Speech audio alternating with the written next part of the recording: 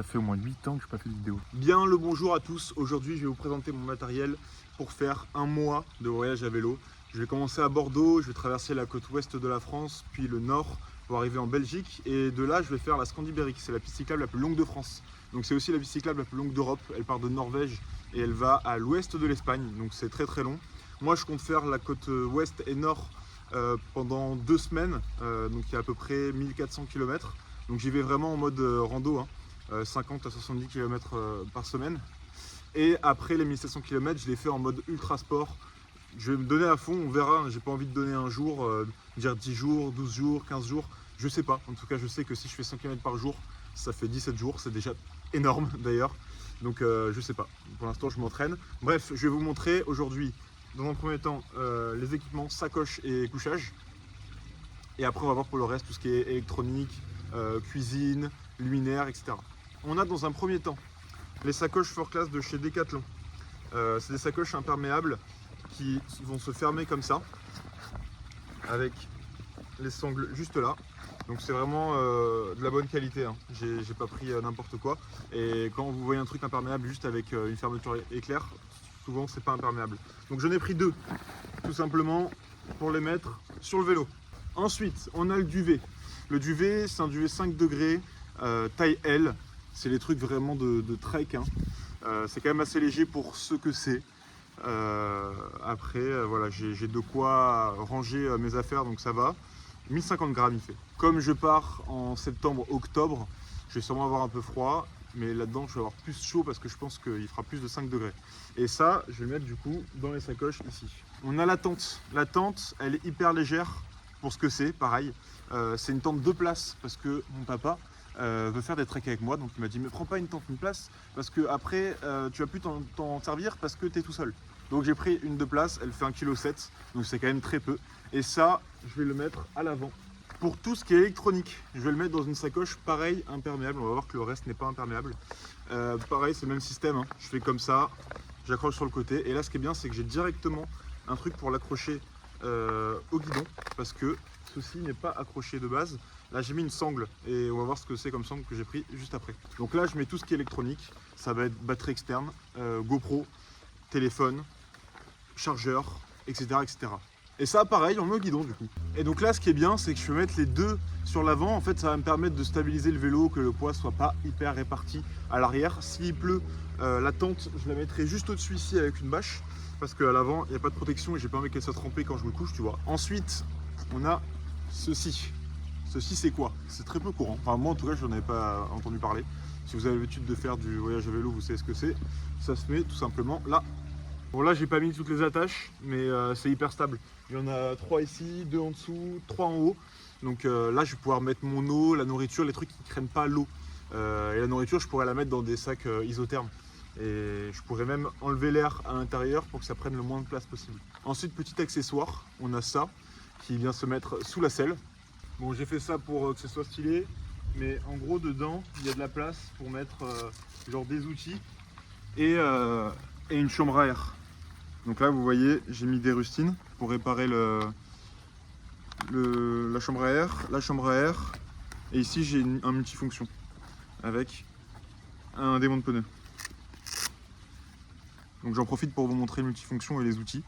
Là j'ai tout en fait, voilà, on va pas se casser la tête. Tout ce que je vous ai montré, c'est ce que je vais avoir, et au pire je m'arrêterai à des magasins vélo sur mon itinéraire, j'en ai sélectionné quelques-uns au cas où. Ensuite on a le matelas, alors ça je vais vous montrer parce que je trouve ça absolument génial.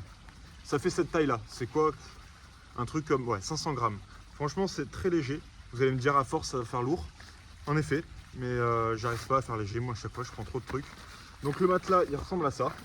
Et en fait en 2-2, vraiment en 5 coups de souffle, c'est gonflé et ça te fait un matelas comme un matelas de piscine, tu vois. Après tu vas me dire, faut que je m'entraîne parce que si je dois l'enlever et le remettre tous les soirs, enfin je suis sûr même. Il nous reste 2 petites choses.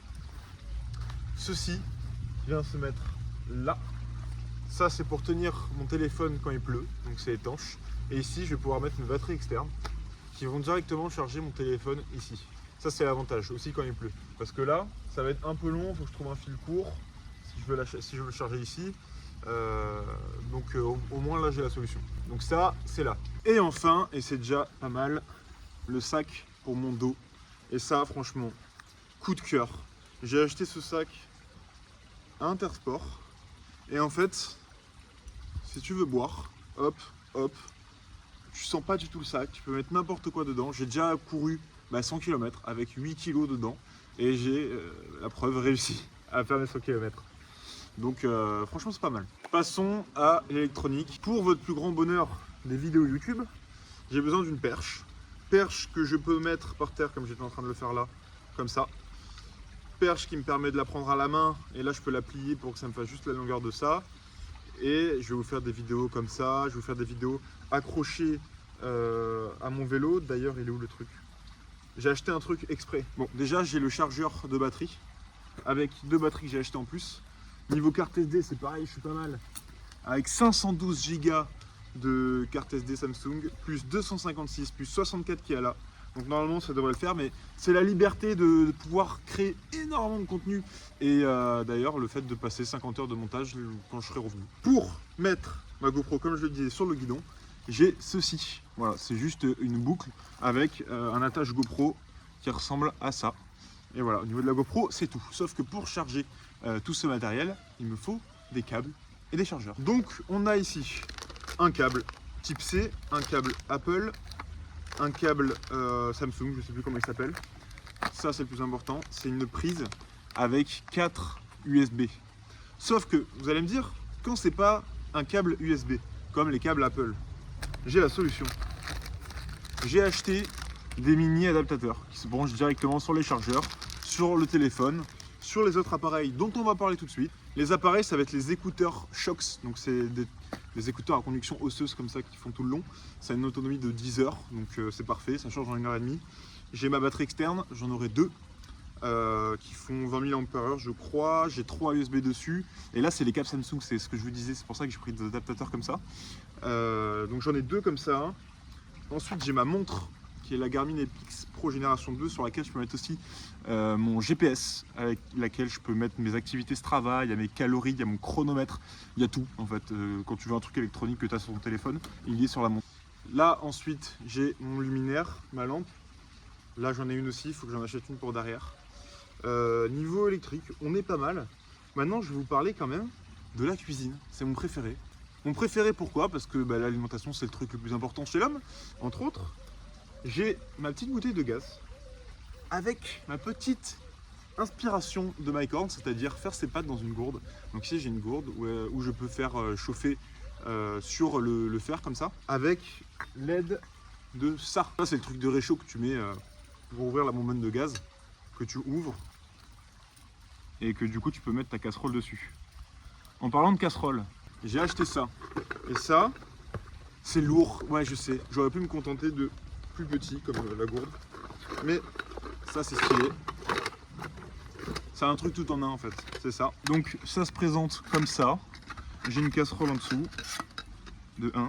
J'ai une autre casserole plus grande, une théière. Théière, je peux faire du thé. Bon, je peux faire ce que je veux dedans. Hein. Hop. Et dedans, il y a des verres et des couverts. Et ça refait. Bon, pour filmer, j'ai aussi ça pour poser n'importe où. Ça se module comme ça. J'ai aussi un truc pour le torse, pour la GoPro. J'en ai un pour la tête. Et je vais m'acheter pour le casque qui est là. Un autocollant pour mettre la GoPro sur le côté. Je crois que je l'ai déjà même. Je vous ai pas dit aussi, j'ai les sangles qui me servent à accrocher la tente ici. Et enfin, ah oui, ça c'est important aussi, pour poser le téléphone, comme ceci. Et ça, c'est super important, ça me permet de mettre le téléphone autre que le truc étanche que je vous ai mis derrière. C'est beaucoup plus pratique à enlever, à remettre, un peu plus rapide. Donc à voir. Et puis je pense qu'on est bon, j'en ai foutu partout autour de moi, c'est pas grave. Si vous voulez un détail de où je mets mes affaires, comment je vais m'en servir, etc.